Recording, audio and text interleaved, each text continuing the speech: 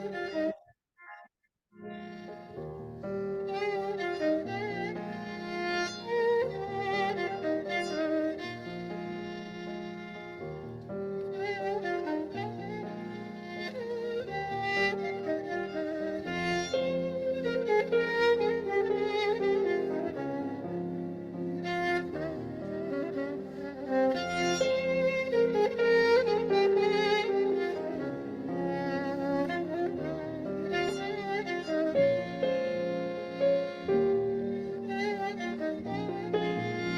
going to get started in just a moment. Thanks for joining.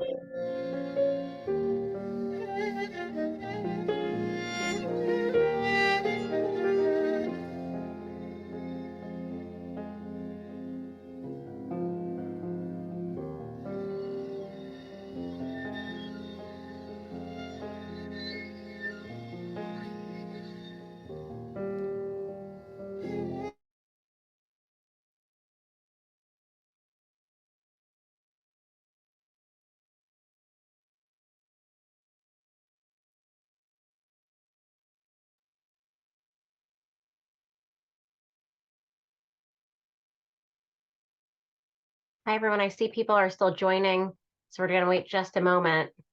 Thank you for being with us today.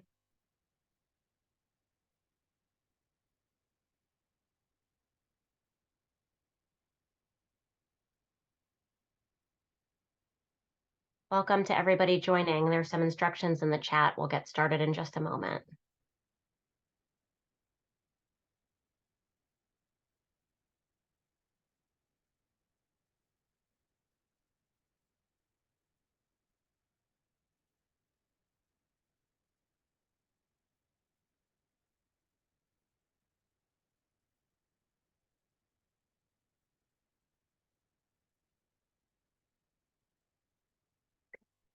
I see that many people are still joining, but in the interest of time, we're going to get started. There are some instructions in the chat. Thank you for being with us. I'm Sheila Katz. I'm the CEO of National Council of Jewish Women. I know that these 19 days, I believe, since Hamas terrorist group invaded Israel have been so incredibly difficult for all of us. And as a community, I know we're continuing. Sheila, I'm so sorry. We have a siren. So I'm going to run downstairs and come back. Sorry. Okay. It's Abby. Great. Yes, go, Abby. Thank you. Yes. In real time, Abby is joining us to be speaking today as one of the family members of the hostages. And if you just heard her come in, she's navigating a siren and is going to go to a shelter as she should. And we will rearrange as needed to make sure she's able to engage. It just demonstrates the very real and ongoing severity of the situation in Israel. And so I know we're continuing to mourn for the dead. I know we're continuing to call for aid to hostages and for their release to be with their loved ones. And I know we're continuing to hurt as we witness the ongoing impact of this war on innocent civilians. I know a lot of us from my conversations with you are feeling isolated, frustrated, sad, angry, and that many of us have more questions than answers. And so are we going to answer everything today? No. Are we going to be in community today with people who are hurting and people who want to be together? Yes. And I do hope we'll answer some of the questions that you have. We're also still fighting our way through a lot of misinformation happening out there. We're seeing a surge in anti-Semitism and Islamophobia, and we want to engage on what's going to be next in Israel and Gaza and for the American Jewish community. But today we're really gathering, I would say, for a few reasons. One is we want to hear from people who were there on October 7th. We want to hear from a family member who has whose family with hostages. And I just got back from Israel, and NCJW, you're my community, and I want to share what I saw on the ground, what I learned, and address what I'm hearing from a political perspective and a government perspective. And so today we're going to hear, and maybe not first, Naomi, we might go to you first, from Abby Own. Abby's 5 family members were kidnapped from their kibbutz near Oz. Last week, when I was with Abby, we learned that her cousin, Carmela, and Carmela's granddaughter, Noya, were found dead. And I just want, may their memories be for a blessing. And Abby still has 3 family members that are being held hostage: Ofer, who's 53, Sahar, who's 16, and Erez, who is 12. So we're going to hear from Abby, who is currently making her way to a bomb shelter. And we're also going to hear from Naomi Galliano, who's a mom, an Orthodox Jew, and a volunteer medic for United Hatzalah. Naomi will share more about her experiences providing aid immediately during and after the attacks and the experience of life in Israel over the last few weeks. They both have incredible stories, and what they've endured can be hard for us to hear and understand from thousands of miles away. And I do want to share that you're going to hear things that may be difficult. And I don't think there's enough trigger warnings I could potentially give. So instead, I just want to say this is going to be hard. Take care of yourself, step away if you need to. And it's necessary for us to bear witness. So those who can engage, please do. So we are going to move on to our speakers. First, you could put your questions in the Q&A box and we'll get to them as we go. I'm just going to take a look. Abby, I think I'm just going to make an executive decision to start with Naomi and circle back with you. So maybe if one of my colleagues wants to just send Abby a message. And you know, I'm aware without schools being open in Israel right now, that means Abby and her 3 children and husband are probably making their way to the bomb shelter together. So Naomi, hopefully if it's okay, I think we'll put the spotlight on you and start with you, and then we'll circle back. And as I said, Naomi, we're so grateful for you to be here today. You're a volunteer medic with United Hatzalah. And my understanding is you were getting ready to go to shul for dancing when you heard the first siren. Let me pause there and actually just turn it to you. What happened that morning of October 7th? What did you see? How did you end up where you ended up? What's your experience for that day? And what's your life been? Sheila, I hope you can hear me because I think I don't hear you anymore. So on Saturday morning, I was getting ready to go to shul with my kids and my husband for dancing for Simchat Torah, and we heard the first sirens. We had sirens on and off for about an hour from 10:30 to 11:30. We couldn't get out of the shelter. Eventually at 11:30 when we got out, and I turned my phone on because as a medic, even though I'm Orthodox, I turn my phone on right and my special radio of Hatzalah right when we have some local emergency. I turn it on and I started getting all these messages, something awful going up in the south. After 10 minutes, after we got out of the shelter, the head of my district in Hatzalah called us in the radio and said, we need medics. We need all the help that we can get up south. We don't know what's going on, but we need help. I had a short discussion with my husband, whether I should go or not, because we don't know what's going on. And he said, yeah, you should go. I'm behind you. So I made the call. After 10 minutes, I was ready with a knapsack and we drove. After 30 minutes, me, another colleague of mine that is an ambulance driver and another medic, we got to a junction that called Cheletz, which is almost at the entrance to the main road towards the kibbutzim of the Otef. We got there. We got all the equipment that we need, the tactic, the vest, the helmet, everything, and they asked us if we are armed. Thankfully, our ambulance driver were armed, and we went on the ambulance. There is no communication because Hamas took out most of the electricity around. We had only run radio and a map, a printed map, so we know where we're going. And they told us, look, a civilian, Rabshat, which is a commander, a civil commander inside these kibbutzim that is in charge of the security of the kibbutzim, he said he will call you and tell you where the injured are, and we'll start pick people up. So we were starting to drive with the ambulance. Still we didn't get what's going on. But once we entered, after the first mile or the second mile inside the road towards the kibbutzim, we started seeing cars burning on fire, and dead bodies all over. It was so hard to drive between the bodies. It was almost impossible not run over a dead body in order to continue. And we had an order not to stop in the middle of the road because there are still terrorists over there. So we cannot stop. It's still a fire, it's still a fighting area. So we don't stop, we continue. And as we continue another mile and another mile, the sights are unbearable.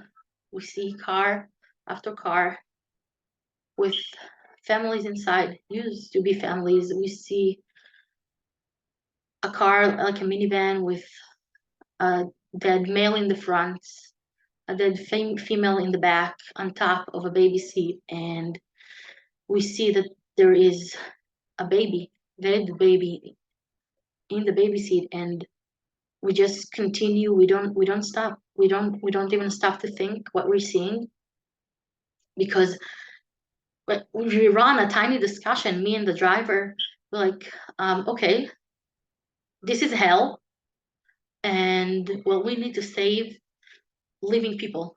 So we continue until we'll see someone with a heartbeat. Our first destination was a junction next to Saad and Alumim, which are kibbutzim inside the Otef. And we received one civilian and 3 soldiers that had been severely injured. And we just load them all together on the ambulance. Only me behind and the driver. And I have to take care of 3 or 4 at the time injured, very severe injured people alone, all the way towards or the Be'er Sheva or a different city, or if we're lucky and we are able to land an helicopter to aid us and to evacuate the people in our ambulance. But it's not always possible because there is fire going on all around us. I can't even describe the sounds, because the injured, they didn't scream, not even once. I stayed there all through Sunday night, and you didn't hear one scream, not from a child, not from a mother, not from an elderly. Silent. The only thing you heard was gunshots and bombs and screaming in Arabic, and that's the only sounds, which is pretty terrifying, because you want to hear some screams, but people understood. People, you're taking care of an elderly woman in the ambulance that got hurt severely, and she's so quiet because she knows she has to stay quiet in order to stay alive. And we worked nonstop since Saturday 2 p.m. in the afternoon till Sunday noon, without stopping to sleep or to eat, taking people, as many people as we can, inside the ambulance from different locations. If it's from Kfar Aza, if it's from Be'eri, if it's from Alumim, if it's from Shuba, and we just loaded the ambulance each time with as much injured as we could and drive as fast as we can, which was almost impossible because of the bodies on the road, inside the road, on the side of the road, and try to save as many lives as we can. And in one point, we got a call from Magav, from a police unit, that said, we have some survivors from the party in Ra'im. We just found them. That was Saturday night, middle of the night. Please stop wherever you are. We see you on the map. We're going to transfer them to your ambulance. So then transferred 2 people, 2 males. One was severely injured, and the other one, he wasn't severely injured. He was okay physically. And they told us, we already got the body. We delivered the body. And that guy burst in tears, and he said, that was my fiance, and I kept her alive for 5 hours under a bush, and then she stopped breathing. Please tell me the body they said they took, it's not my fiance. Please tell me she's alive. And we drove him to a hospital, and all the way, it was maybe it was a 20 minutes ride, maybe less, but it felt like it felt like years, because all the way he was crying and holding my hand and begging me to tell him that she's alive, and she wasn't. She wasn't. Naomi, I'm seeing a lot of private and some public chats of everybody like thanking you for jumping into action. I can't even imagine everything that you're holding, and we're just grateful for your leadership. We know that medics are trained to kind of show up and to be able to help, but this was beyond, you know, a normal call of duty. I'm so sorry for everything now you have to carry with you, and we're so grateful for the people you were able to help, and describing that kind of painful silence of people understanding this was something really, really big and really, really awful. Can you share just a little bit here in the US? It's been so challenging for so many reasons, but there are so many people who are denying already things that happened on that day on October 7th, and you were there and saw things with your own eyes. Is there any message that you think is most important that we bear witness to, that you saw, that we should be able to share? I think one of the most awful things that I got from a lot of international communication systems and television is they asking me, you've seen dead bodies, you've seen bodies that have been mutilated and limbs taken out, but did you see only women that have been mutilated or babies? And I said, what's the difference? What's the difference? They killed families. Does it matter if it was a mother of 20 years old? Does it matter if it was a baby 1 month old? I don't think it matters. Life matters. No, it doesn't matter where you are. It doesn't matter in which country. It doesn't matter under which occupation or government you are. Life matters. So stop. I don't think it makes any difference if the baby head were taken out or it was only shot, or if the woman that was raped is 30 or 12 or 16. The horrors are the same horrors, and this crime should never happen again. It doesn't matter to who. It doesn't matter what age or gender. It doesn't matter.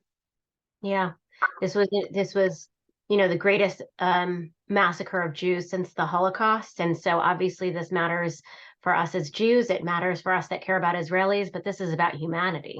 That's what I'm hearing. This is about people, and this was so brutal. Can you just share as we close, and then we'll get to Abby in a moment. It is not an easy thing to relive this and to share this, and you've been so gracious. You're already like a hero to us at National Council of Jewish Women. You've shared this more. Can you just say what motivates you to share your story from this day and to be speaking to groups like ours? At the beginning, I couldn't talk. I didn't speak with my own family for a week. I didn't came home a week long because I couldn't bear to look at their eyes and tell them what I've seen. And then I start to hear around the world from friends on Facebook and Instagram, wherever you want, that they denying it. And I said, well, people deny the Holocaust. I'm not gonna let anyone deny what happened here. I'm not gonna let anybody forget what happened here. So I just took a deep breath and I started to talk, because that's what we have to do right now. That's our part. That's what we have to do. That's what each and every one of you can do. Share it on Facebook, share it on Instagram, share it on TikTok, wherever you can. Just share it. Don't let anybody tell you that something other than horrific happened here. Just share it. Amen. Amen. Thank you for sharing your story with us. And I have confidence that the National Council of Jewish Women community and advocates and all our partners who are here will continue to share your story and continue to speak out for the atrocities that took place on October 7th. And so thank you for being a mom, a champion, a partner, and we'll continue to hold you in our hearts, and we'll continue to do everything we can to be supportive of you. So thank you again. for being with us. You're getting lots of love in the chat if you're able to see. Oh, look, thank you. Thank you. Yeah. I'm going to turn now. Abby, I believe, I don't know if you're in the bomb shelter or you're back from the bomb shelter. You look like you're in your house now. Yeah, back. Welcome back. What a real time, moment this is. To everyone on this call, Abby's one of my closest friends. We've known each other for a very long time. We worked at Hillel together back in the day and lived in the same community in Chapel Hill, North Carolina. And a lot of you have seen my posts kind of sharing what's been going on through Abby, my dear, dear friend who had 5 family members missing and 3 confirmed hostages. And so it goes without saying that I'm so grateful for your resilience and for you speaking out for your family, for all the hostages, for working with NCJW. I'm really just going to turn it to you. I know it's hard each time, but to share what you're comfortable from October 7th, what your experience was like that day, regarding your family at the kibbutz, what you learned in the coming days, and what you want to share since then. Thank you. So first, thank you, Sheila and team. You guys have been amazing partners. And as hard as it was listening to Naomi, I'm actually very happy that she went before me because I got to hear her, and I'm grateful for her work and her bravery, both in what she did and in telling. I was supposed to start this 10 minutes ago or 20 minutes ago, but what just happened here is how we started October 7th. We had sirens. Much of Israel woke at 6:30 in the morning or even later to sirens. And we are pretty conditioned to them. So we jumped out of bed that morning, grabbed our 3 children, ran downstairs. We live north of Tel Aviv. And so we have a luxury that once 10 minutes passes, we can come back upstairs, which is what we did.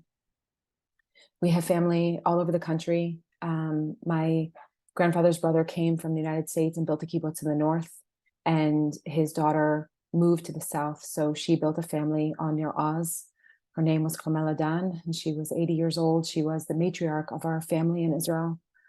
And we use WhatsApp here. So there were many, many WhatsApps going back and forth, initially saying that people were safe in their bomb shelters, and kind of just checking in with one another, but they immediately turned to messages of fear from kibbutz near Oz, saying that they had a red alert, which meant that they needed to stay in their bomb shelter, that bombs were falling. But more than that, they knew the terrorists were in the kibbutz. They were getting messages from neighbors. And the messages that followed were messages of fear, that they could hear them in their homes, that they could hear their homes being overturned and things being broken. They could hear the terrorists at the door of the bomb shelter. They could hear gunfire, and they could hear their neighbors being killed. They were exchanging messages of saying goodbye to one another, that they felt like they weren't going to survive this. My cousin's response to her daughter when she tried to say goodbye was, Talit moral, lift your morale. We're going to make this. We're going to make it through this. At 80 years old, she was an epitome of strength. We lost contact with everyone around noon. And it was in that time frame that we began to understand the greater picture of what had happened. In the southern border with Gaza, we understood what was happening in Ra'im, in Nova, the party. We understood the kind of massacre and brutality that was taking place. And it took us hours to be able to delineate who was alive and who was dead. We knew that some of my cousins survived after hours and hours in bomb shelters with no service, with no battery. One of my cousins held the door for 8 hours, to the point when she left, she couldn't open her hand and she was black and blue. My other cousin was on kibbutz Kisufim, 22 hours from 6:30 in the morning until 4:30 the next morning, without food or water or any sort of connection. And she came out of her bomb shelter to find that her mother and her daughter were no longer responding to her. By Sunday, we understood that 5 members of our family were not among the dead and they were not among the present. It took 9 days for the Israeli army to confirm the 5 of them hostages. That Sunday, October 8th, Hamas uploaded a video of my cousin's son, Erez, in their hands. They're dragging him down the road, holding him by the arms at gunpoint. Today is his 12th birthday. He's the same age as my son. And he's sitting somewhere in Gaza, not with his family, not celebrating. He was a child who had a lot of anxieties, and his worst nightmare was that terrorists would come and take him from his kibbutz. And he is currently living his worst nightmare. He is in Gaza with his 16-year-old sister Sahar and their 53-year-old father Ofer.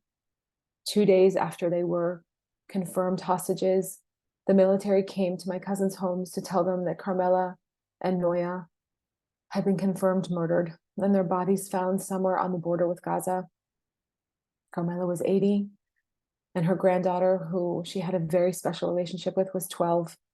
She was autistic, and she was special in every meaning. She had special needs, but she also had a deep belief in magic. She was kind.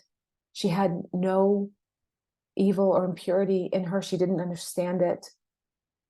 We buried them on Friday on the kibbutz where Carmela was born, on the kibbutz that her father built, because the kibbutz where she lived her life had been burned to the ground. We saw video of her home and its ashes. So now we as a family are grieving, but we are fighting. I think we all know that in Judaism, we spend 7 days sitting Shiva, and there's ritual and tradition around that. And we did not observe that. There were different small bits of observation here and there, but we are pushing as hard as we can. Carmelo is an American citizen. The family has French citizenship, and we're working as hard as possible to keep their story, as Naomi said, to keep telling these stories, to keep them present, and to make sure the world understands, and trying to work with our partners, with NCJW, with governments, to do anything we can to bring them and to bring all hostages home.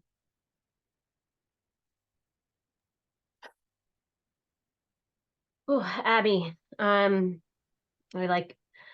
want to give you a hug through the Zoom. And I was grateful that I got to give you a hug in person when I was in Israel last week with you. No I'm one still should have holding to, on to that one. no one should have to go through what you're going through. And I think there needs to be a new word for resilience, because this is greater than that. And I happen to know, because I've been obviously in touch with you every day. You've been doing a lot of speaking.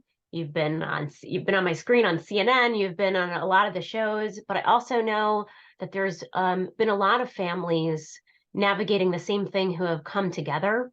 And so I was hoping you might be able to share from this group, how did the families of the hostages find one another? What is it like? You're in touch, we know. What is that looking like? And what would you say to this group is the main message that you're hearing from all the families of hostages right now? So I think in its worst moments, Israel and the Jewish people know how to come together. We know how to unite. We know how to fight. We actually do know how to raise our voices, and we're doing our best to do that. So for us here, it looks like a couple of different things. Because Carmela was American, we're part of a coalition of American families that have come together to kind of advocate on behalf of their citizens. On one hand, it feels hard and unfair that the fact that they're dual citizens means that we have an extra leverage in this, but at the same time, any leverage in the release of hostages, I think, is positive. And so it allowed us to work with Secretary of State Blinken and President Biden. 17 senators have been here. And when I finished meeting the last group of them, I got a phone call from my own senator in Massachusetts, Elizabeth Warren. So I can say, in addition, we've worked with the Department of State and the FBI. The US response has been extremely coordinated, and the families have come together to share these meetings, to share our messaging, to work as a group and not alone. And we celebrate every release. And I think we fight together, which strengthens us. I am family now with these people. We talk to each other every day. We check in. I know you're going to speak about the Hirsch's parents. You know, I speak to his mom every single day, and we're trying to help each other. If we find media outlets, or we find new ideas or government connections, we're sharing them, because as much as we're fighting for our own family, we are all family in this. And on the other side, there's an Israeli HQ called the Matei Mishpachot. And so I've taken the kind of English speaking and American representation, and my other cousins are taking the Israeli piece of it. Unfortunately and unsurprisingly, it is less coordinated. They are, we talk about 9/11 and that awful terror attack that happened on US soil. The war that succeeded that didn't happen on our soil, and we're dealing both with the attack and the war at the same time. And so the response is slow and not coordinated, and we try not to be frustrated because it's a waste of time, but we wish that it would have been better, and we wish that hostages would remain the kind of main priority in whatever's happening here in Israel.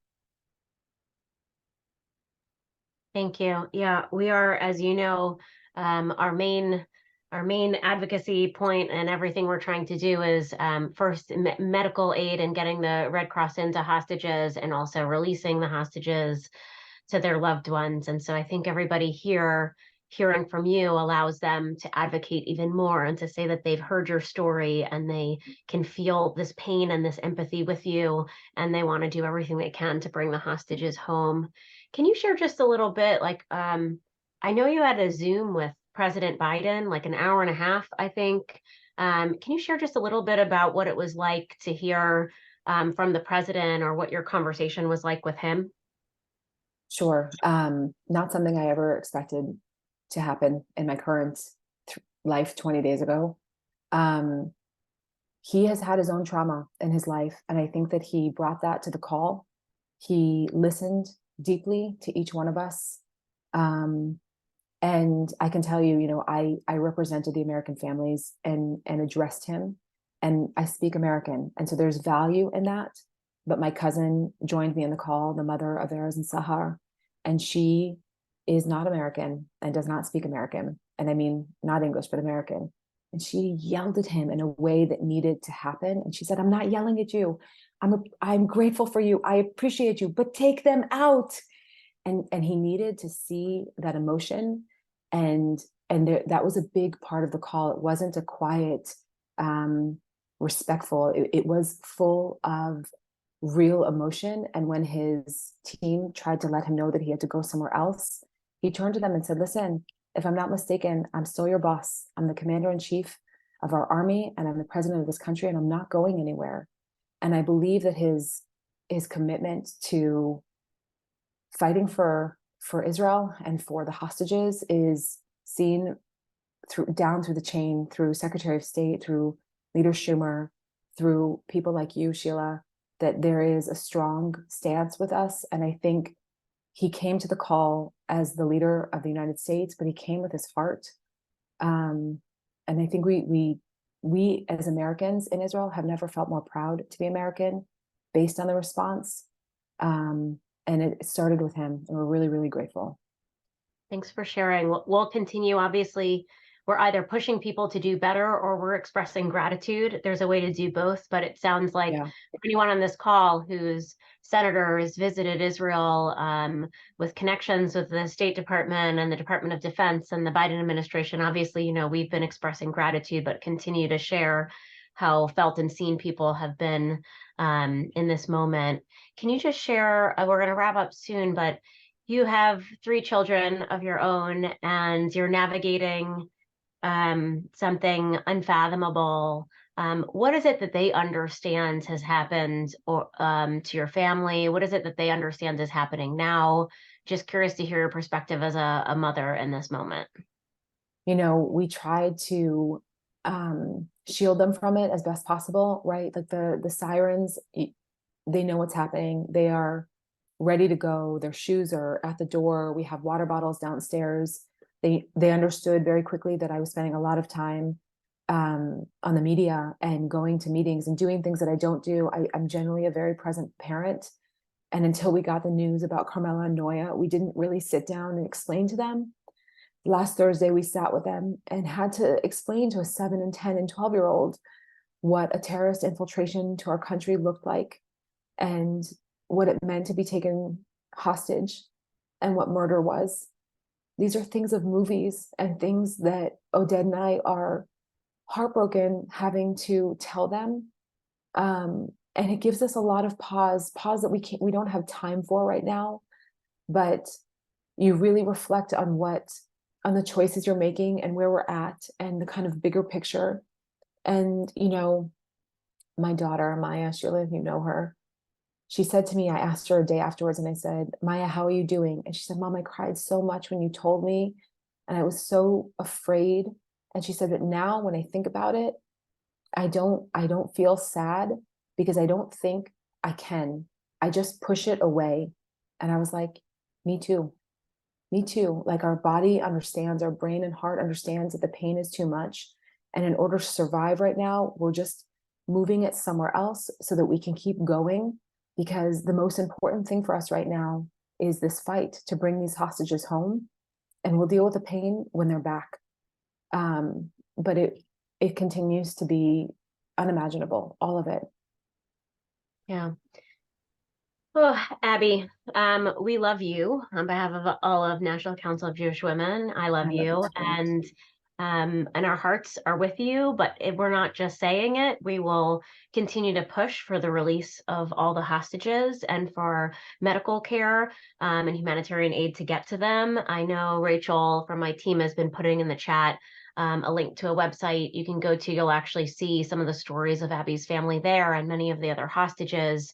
And in our communities, we can continue to push, over and over and over to center the release of the hostages and reuniting them with their loved ones. And we are holding Erez and his 12th birthday today in our hearts as we're here together. So thank you for your resilience and your love and your persistence, and know that we are behind you and trying to hold you up in the best ways we can. I feel it from all of you. I know there are people I know in this call and people I don't, and I'm grateful to Sheila and to all of you. And I'm sure we'll speak about this, but there is a concrete way to reach out to your elected officials that will be on NCJW's site. And this is the way right now to use your voice and letting them know that this is something critical on behalf, as Naomi said, of humanity, truly on behalf of individuals and family and nations, but truly humanity and getting these people home. So thank you. Love you. Thank you. Thank you. It almost feels like a moot point because what can you say on top of everything that's been said already? So I want to hold what we just heard from Naomi and from Abby. There are so many other stories like that. And I know many people on this call have their own Abbies, like my dear friend who's navigating this. You have your friends and your family who are impacted, and I'm holding all of you in my heart as well. I wanted to give a quick update about my trip to Israel and a little bit of what I learned there in kind of the political realm and in the human realm. I went, I don't even know what day it is anymore, but I believe I was there last week. I think my mom's on the call. She was very, very upset that I was going to a war zone. And the best I could say is I made a decision with my heart to go because really I wanted to give my dear friend Abby a hug. And it was worth the hours on the plane and all the hurdles to get there just for that. And I was also going to represent you because this is a moment in which we have to center women, children, and families in Israel, in Gaza, and to make sure we're doing everything we can to bring the hostages back, to speak out against the atrocities on October 7th, and to figure out a path forward. This is really, really complicated. And so I went with the Conference of Presidents of Major American Jewish Organizations, and the Jewish Federations of North America had also been planning something. So the trips kind of combined, and there were 50 American Jewish leaders and stakeholders who went together in solidarity with a unified voice to share our solidarity on what happened on October 7th, our pain and anger, to share our solidarity in Israel's right to defend herself in this moment. And and to understand what was happening on the ground. And so Abby actually spoke to our group. We also heard from many other families. Hirsch Goldberg Poland's family, who Abby was mentioning, his mom Rachel spoke with us, and we just kept hearing more and more stories of what that day was like. Hirsch was at the all-night music festival, also a person of peace, and his mother had shared with us how him and some of the other people at the music festival hid in kind of a shelter in which Hamas kept throwing in grenades. And one after the next, you have 4 seconds, they would throw the grenades out. And they were able to do that 8 times in a row successfully. And then a grenade, more than 3 grenades went off.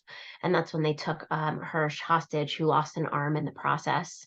And when we were with the family, they had said they had just for the first time, as a result of Anderson Cooper finding it, seen a video of their son getting into the back of a car with Hamas, and that it gave them strength actually to see him climb into the car, holding his arm, but that seeing him and seeing his strength in that moment, his ability to get in, gave them hope that he's fighting. And I think most importantly, I'm leaving Israel with so many stories like this of people whose family members are being held hostage, and I'm holding the pain of people whose family members were lost. We met with a lot of people who are on the kibbutzim in the south who have been displaced and are in other locations right now. I heard from somebody who was explaining to me, because I hadn't understood it before, that him and his whole family were hiding in their shelter, and he happened to have a piece of wood there, and he was able to barricade the door. But that bomb shelters aren't built to protect them from people coming in. They don't have locks. They are built to protect them from bombs, not from Hamas. And that the difference in him having that piece of wood there and being able to barricade that door was the difference in him and his family being alive, and then everyone else in his kibbutz being dead. And so I'm holding some of those details that I wouldn't have thought of otherwise. And to be honest, so one of the reasons we go and we see is to bear witness and come back. And I just want to name to all of you, I'm really struggling with what to say out loud or not, because what I saw and heard was so brutal. What Hamas did to 1,400 people that day was not like war crimes I have come to understand in the past. There were a lot of stories that sounded very similar to what I've heard from Holocaust survivors. And of course, rape being a tool of war is something that became loud and clear from the stories we were hearing from survivors who had witnessed some of these actions. It is killing people is violent no matter what, but this was torture. And it was meant to cause as much harm as possible. And so with anybody who wants, I would share what I learned and I heard. But I think that's all we need to know to feel what we need to feel. And I think I said this before, as Jews, we have an obligation to speak up. As people with a connection to Israel, we have an obligation to speak up. And as humans, we have an obligation to speak up, because what Hamas just did is a new realm of war crimes for terrorism, and I would hope people would speak up for us more, and I would say we would speak up for anyone in this moment. So do continue to push for people to be talking about what happened on that day. We haven't even had time to mourn and to grieve, and then obviously war started, and but we have to hold on to October 7th. We have to talk about October 7th, because we can't let anything like that ever happen ever again. And so that's what I'm holding in this moment. I do want to say there will always be in Israel an October 6th and everything that happened after. We don't fully know exactly what that's going to look like, but we do know there's this before time and there's now and what they're going to navigate. And for us as American Jews, I would say there is always going to be an October 6th and everything that happened after. We've seen a lot of silence among partner organizations who couldn't find a way to say that it was bad that Jews were raped and murdered. We're holding that. It's scary. We are navigating what it means as a people who care about women, children, and families, that it is both possible to be enraged at what happened on October 7th and to call it out, and to hold that we do not want babies and children in Gaza to be killed, and the nuance in holding these things in this moment. And we're also holding the simplicity that we shouldn't have to convince people who claim to be our friends and allies that murdering Israeli civilians is wrong. We're holding the simplicity that you are not a feminist if you can't feel for Israeli civilian women, children, and babies who are murdered. And we're holding the simplicity that we need to be a unified voice against Hamas. That is not complicated. And I would venture to say that there are 220 hostages of Hamas that were taken on October 7th from Israel. And every single Palestinian civilian in Gaza and every single Palestinian civilian is also a hostage of Hamas. They're using them as human shields. They do not care about Palestinian civilians in this moment. And that is where we need to be united to fight against it. I can say that there's a lot of talk right now about what the best policy positions are as we move forward. Our first call is for all of the hostages to be released and to be reunited with their loved ones. Our second call, which we know is connected, is that humanitarian aid should be able to be sent to the hostages in compliance with international humanitarian law. We also believe that Egypt and other countries who have shared over and over again their love of the Palestinian people need to open their borders. It is not something we should not be calling for in this moment. There is a path to help people be safe right now, and that needs to happen. We also had a conversation with Secretary Blinken in which we discussed if there could be a zone for women, for babies, for children in Gaza. That's a neutral zone that isn't being bombed, and I do think that's being worked on in this moment. Some of you know 40% of Gaza are children. That's the stats, and it's set up more like New York City, where it's a really populated area. So we haven't really witnessed a war in a population as densely packed as this. So we want to be navigating this the best we can. And the complexities here of humanitarian aid. Obviously, we want humanitarian aid. But it's not getting to Palestinian civilians when it goes through Hamas. Obviously, we don't want there to be war, but what we've understood in the last 15 ceasefires that have been agreed to from Israel and Hamas, that Hamas has broken every single one of them. So it's an idealistic call, but it's not necessarily going to do anything, which is why our call right now is not for a ceasefire. We need to figure out how to eradicate Hamas, and we need to figure out how to do so in a way that's going to cause the least amount of harm to civilians. And so I'm happy for us to be sharing more on our policy positions and what we learned around the complexities of getting aid, the complexities of helping civilians. And I just want to name the complexities of rebuilding Israeli life. The South has been decimated, or the kibbutzim near the border has been decimated. It's not there anymore. People are evacuating from the North out of thoughts of another country entering this war. And children are not in school. 300,000 soldiers have been called up. And I will say this eeriest moment I had in Israel, and like kind of wrapping my brain around this, is at the hotel I was staying at, I couldn't sleep for obvious reasons. And I went to the hotel bar thinking I could get a drink, and no one was there. It was totally empty. Nobody's at hotels. Bars aren't open, coffee shops aren't open. The economy is going to be drastically hit. The elderly aren't able to leave their home to get food because of all the sirens and bombs that are going off.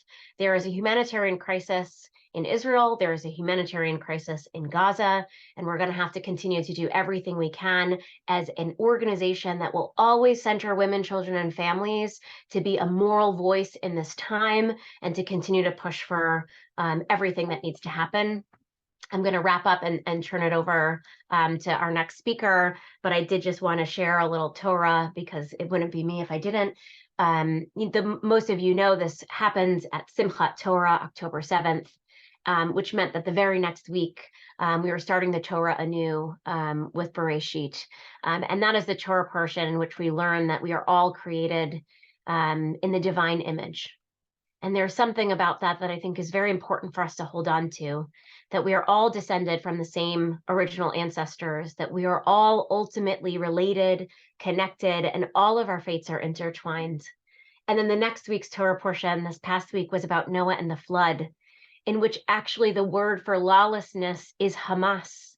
The word for lawlessness is Hamas, and what it meant that in this moment that we try to understand of so much loss, that there was a desire to try to figure out a world anew without people who are going to cause so much pain and suffering and harm to us. And at the end of the story, at the end of the destruction, at the end of everything that we go through, at the end of the flood, emerges hope with a rainbow, emerges hope for a new world. And I do believe there is a future for Israelis, for Palestinians to live in peace. I have to believe that. I do believe there is a future in which Jews and Muslims in this United States won't have to live in fear. And I believe it's going to be a long journey through trepid waters, in tumultuous waters, in which we get there and we can continue to center our moral belief of our humanity, our moral voice around calling out the atrocities of October 7th. And we can continue to do this together in community. Obviously, you want to know what you can do next, and there's nobody better than Kalela Lancaster, our amazing representative in Israel from National Council of Jewish Women, who has been a beacon of hope for us as she is navigating the unthinkable for her and her family. So I want to offer my love and support to you, Kalela, on behalf of our whole team, behalf of our whole movement, and I'm going to turn it to you to share what people can do right now. Thank you so much, Sheila. And I also want to say a personal thank you to Naomi and to Abby and everybody who's participated in putting this call together. It has been really moving and it has been really distressing. And I also want to share my really heartfelt appreciation for your bravery, Abby and Naomi. As Sheila said, my name is Kalela Lancaster and I'm NCJW's representative in Israel. I work here on the ground with partners from civil society and the philanthropic community to advance women's rights and status in Israel. And I can only add to these harrowing testimonies that you've heard today to tell you that here in Israel, really the whole nation is reeling. Really, everybody is traumatized and everybody is fearful of what's coming next. But having said that, the whole country is really mobilizing like never before. And we really do need your support in the United States. So I'm going to share with you 3 ways that you can help. And I'm going to say a heartfelt thank you in advance for anything that you are able to do. So the first thing is that you can go to our website that we set up, voicesforhostages.org. And you can press your /Congress and use our site to write a letter to your elected officials, demanding that they focus their efforts and budgetary considerations on getting humanitarian aid to the hostages and that they would be released quickly and safely. Secondly, this Shabbat, NCJW invites you to save a seat at your Shabbat table for a hostage. Go to voicesforhostages.org/Shabbat to download our packet of hostage profiles. And then this Shabbat and every Shabbat until they are home, set an extra table place for a hostage. Before Shabbat begins, take a picture of your table and post on social media using the hashtag #VoicesForHostages. And thirdly, NCJW is fundraising for our Israel Granting Program Emergency Appeal, which is dedicated to responding to the gender dimensions of this crisis. We are supporting women who are mobilizing for women, children, and families. We are bringing women-centered approaches into the national mission to heal a traumatized nation. And we are lobbying for women to gain a seat at the tables where critical decisions are being made, including decisions about war, peace, and negotiations. To donate, please go to ncjw.org/Israel Emergency. I also invite you to join us next week on Wednesday, November the 1st at 12 p.m. Eastern Time for a webinar that I'll be hosting focused on the gender dimensions of the crisis, the needs and the priorities on the ground right now, and what we can expect as the conflict evolves. Our guests next week will be representatives of three of the first recipients that we are allocating grants to. Bonot Alternativa, which is the women's protest movement turned organizing force of women for those who've been impacted. The Counseling Center for Women, which brings women-centered approaches to therapeutic care, and Women Wage Peace, who are bringing a voice and approaches that can offer some hope for the future. Today's call has been powerful and distressing for all of us, and we really appreciate you joining us. To close us out, I'm honored to introduce Rabbi Mira Rivera, who is a board-certified chaplain and rabbi. Thank you.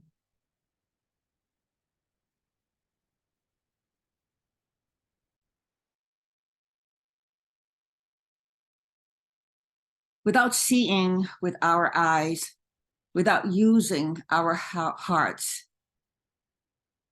how would we have anything left? When evil has broken out and barbarism took over, we choose to be human. We pray for our hostages. We bring the ancient laws, the ancient call of Pidyon Shvuyim, the redemption of our captives, our people, our sisters, our brothers, our neighbors, our parents, our caregivers, the students amongst us, our people. We pray to be rescued, to be saved, to be redeemed. We pray that our soldiers and officials who will take on and actualize this mitzvah of Pidyon Shvuyim, keep them safe, keep them wise, keep them clear-headed. We pray, Ana Adonai, Hoshiana, Ana Adonai, Hoshiana, Ana Adonai, Hatzlichana, Ana Adonai, Hatzlichana. And though we shed tears, we know that tears can transform tyranny into tefillah. The louder, the faster, the harder to follow, sometimes the better. But our tears are also tearing. We are tearing our clothes. We're tearing and striking our chests, the aron of our own beings. We are cutting into our clothes. We are in grief and we are in anger because we have lost our people. The tears slow us down. We may move too fast and we speak in torrents, and we speak in torrents of words sometimes so we don't have to feel just so much. But this morning we slow down. The raw and the ragged pleas for forgiveness, the raw and the ragged pleas to be heard, the raw and the ragged vigils, the raw and the ragged requests to the heavens.